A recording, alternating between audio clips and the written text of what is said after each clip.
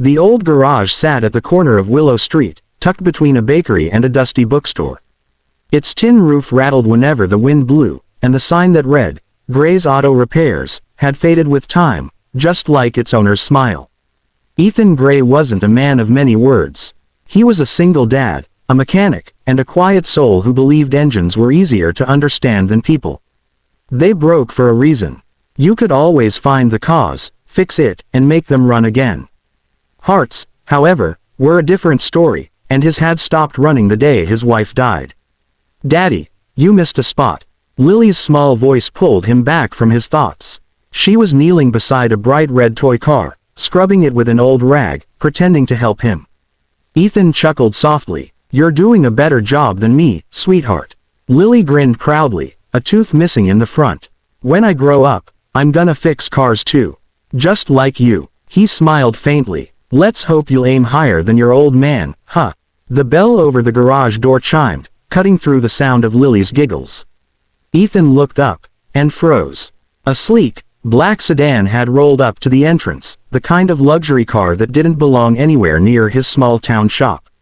The driver, a young man in a tailored suit, hurried out to open the passenger door. And then she appeared, a woman with striking dark hair, dressed elegantly in a cream blouse and fitted blazer, lowered herself gracefully into a wheelchair. Her posture was perfect, her expression unreadable, but her eyes, cool and intelligent, seemed to carry the weight of someone who'd seen too much. "Good morning," she said, her voice calm but tired. "Are you Ethan Gray?" "Yes, ma'am," he replied, wiping his hands on a rag. "What seems to be the problem?"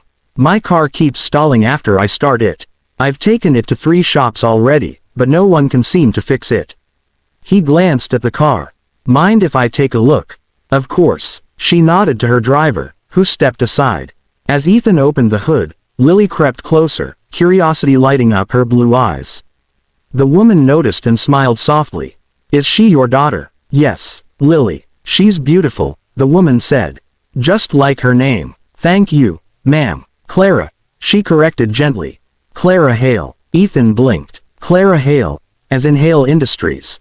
She nodded, a faint smile tugging at her lips. Guilty. That name was everywhere. Business magazines, television interviews, charity events.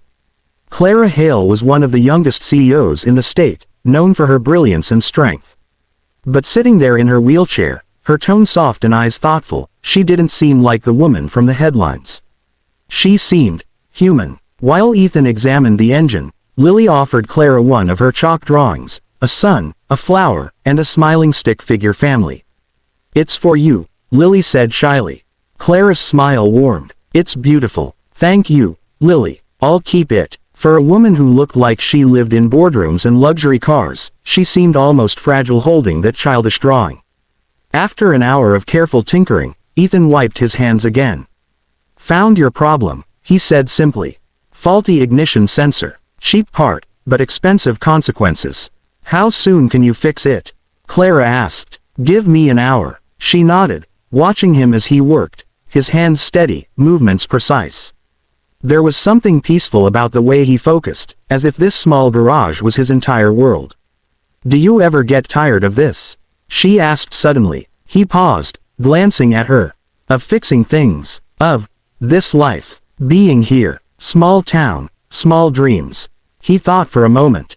"Dreams don't have to be big to be worth it." Clara looked down, thoughtful. "I suppose not." By the time he finished, the sun was setting. The car purred perfectly under the golden light. "It's good as new," Ethan said, stepping back. Clara smiled faintly. "You make it sound easy." He shrugged. "Machines make sense. People, not so much." Her gaze lingered on him, curious.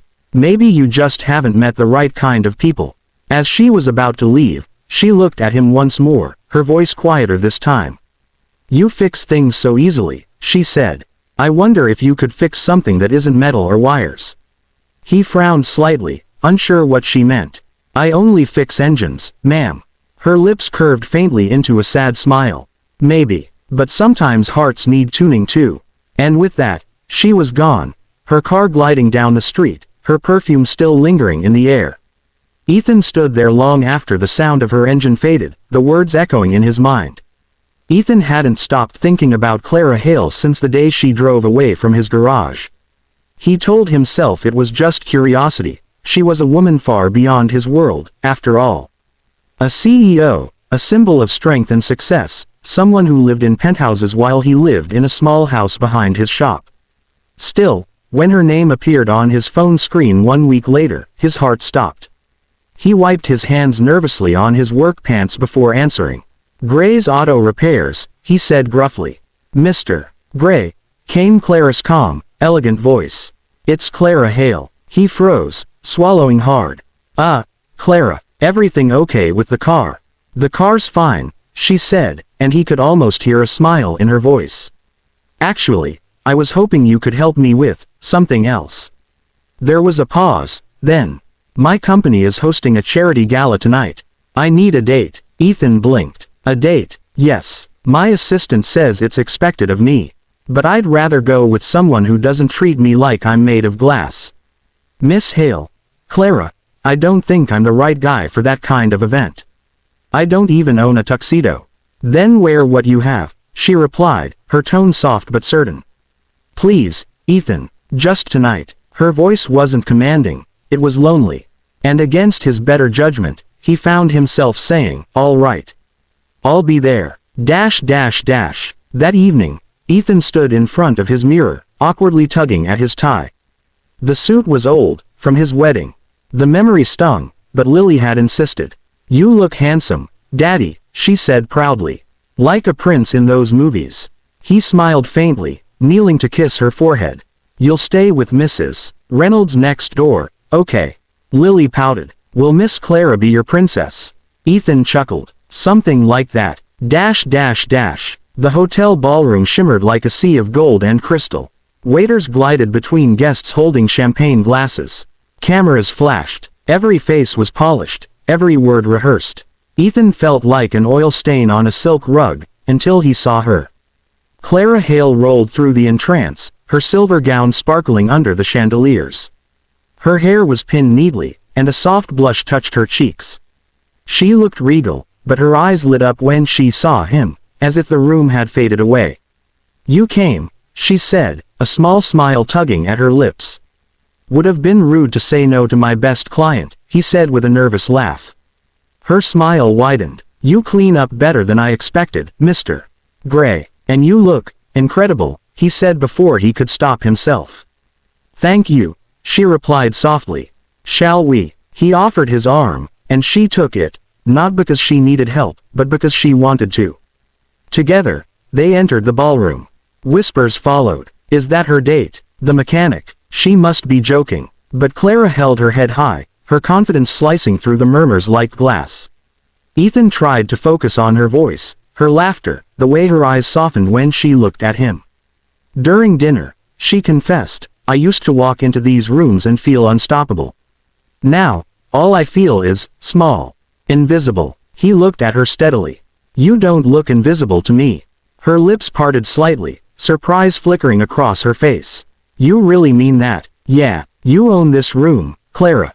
Don't let them make you forget it." She blinked rapidly, her expression softening. "You're not like anyone I know." "That's probably for the best," he joked, earning her first genuine laugh of the night. Then the orchestra began to play a slow, sweeping melody. Couples filled the dance floor. Clara's gaze followed them, wistful and quiet. "I used to love dancing," she murmured. "It's strange. Your body forgets, but your heart remembers." Ethan hesitated, then moved to her side. "Maybe you don't need your feet to dance." Before she could reply, he gently took her hands, kneeling beside her chair. "Trust me." Her breath caught, but she nodded.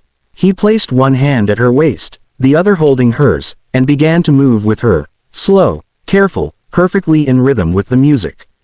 They swayed together, her gown brushing against his knees, her laughter trembling softly in the air. The room fell silent. The wealthy, the polished, the judgmental, they all watched in stunned quiet as the paralyzed CEO and the mechanic danced their own kind of dance. When the music ended, Clara whispered, her voice breaking slightly, "You said you only fix engines." He looked into her eyes. "Engines, hearts, maybe they're not so different. Both stop working if you forget to care for them." She smiled, tears glimmering. Then tonight, you fixed something I thought was broken forever, my heart. Ethan's hand lingered over hers. And you fixed mine too, Clara. I just didn't know it needed fixing. Outside, as he walked her to her car, she looked up at him one last time. Ethan, she said softly, tonight didn't feel like charity or business. It felt real. He smiled. That's because it was. Before the door closed, she whispered, then promise me something. Anything. Don't disappear from my life. Not yet. He nodded, his heart pounding. Wouldn't dream of it. As her car drove off into the night, Ethan stood beneath the stars, the ghost of her perfume still in the air, and for the first time in years, the mechanic who fixed engines felt like maybe, just maybe, he'd fixed his own heart too. He'd spent years fixing broken machines, but he couldn't shake the strange feeling that this woman, this Clara Hale, had just placed something broken inside him, and left him wondering if maybe, just maybe, it could be repaired.